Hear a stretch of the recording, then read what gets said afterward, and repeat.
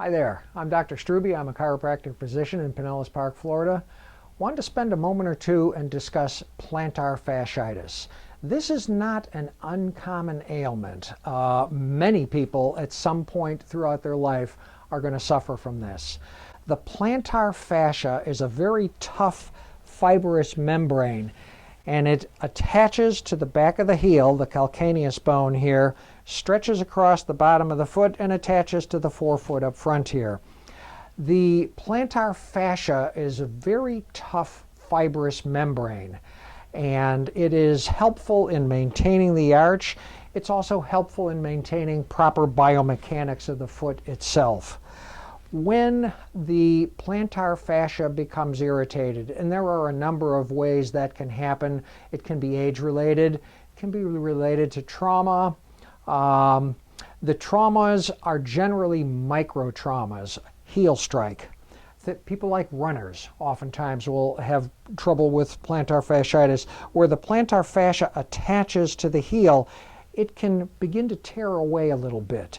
And every place it has begun to tear away a little bit, the body will deposit some calcium there to try and cement it down better. That can become a heel spur. So heel spurs are oftentimes associated with plantar fasciitis. They're not the cause of the plantar fasciitis, they're the effect of the plantar fasciitis. The treatments for plantar fasciitis are many and varied. If you see a podiatrist, you will probably get an injection into your foot. Those can be fairly helpful, although it doesn't do much to alter the underlying cause. There are a lot of stretches and exercises that can be done to help with plantar fasciitis. Things like putting a tennis ball on the floor and rolling your foot over it. They make special boots that you wear at night that keep your foot up like that, because generally when you're sleeping, your foot is going to tend to drop down a little bit. These boots hold your foot up.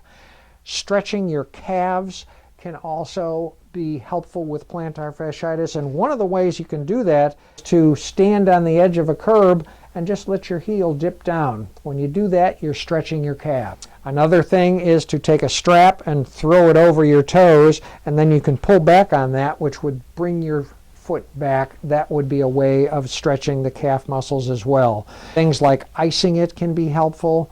There's a number of different things that can make a difference with plantar fasciitis.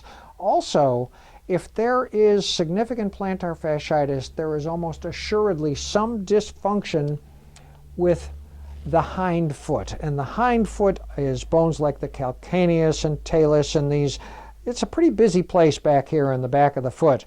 If those joints are not functioning correctly, it is going to contribute to the plantar fasciitis and may actually be part of the cause of the plantar fasciitis.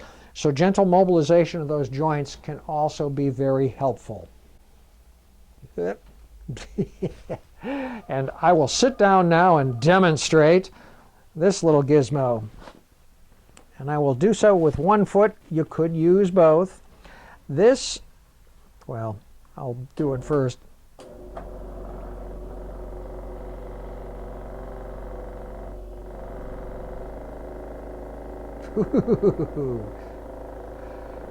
Okay, we don't need too much of that. Okay, this is a vibrating, impacting device. It is very helpful in increasing circulation, decreasing fibrous adhesions. It was designed for plantar fasciitis. So I would recommend that if you are suffering from plantar fasciitis, you have yourself evaluated. If you need to, have yourself treated. You'll be glad you did. And I want to thank you for your time, and I'd like you to have a good day.